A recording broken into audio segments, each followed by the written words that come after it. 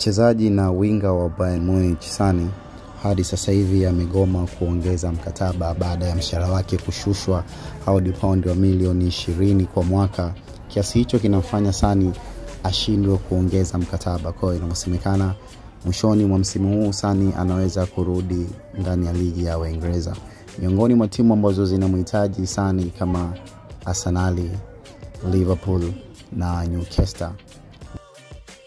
Mchezaji kama Coman na Gnabry wangeondoka ndani ya klabu hiyo, Sane angepata nafasi ya kubaki na mshahara ambao anautaka.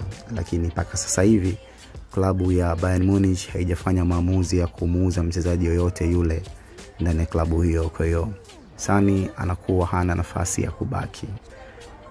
Kimbilio lake liko ndani ya ligi ya Uingereza.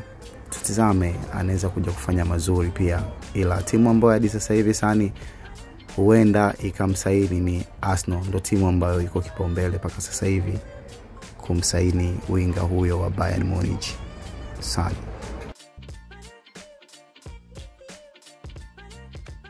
Mchezaji huyo Sane akitumikia Bayern kwa muda wa misimu 6 hadi sasa, amefanikiwa kucheza mechi 202 tangu ajiunge na klabu ya Bayern Munich na kuifungia magoli 58 na kupiga asisti 51 na kuchukua kombe la ligi Bundesliga na kuchukua vikombe tofauti ndani ya klabu hiyo ya Bayern Munich.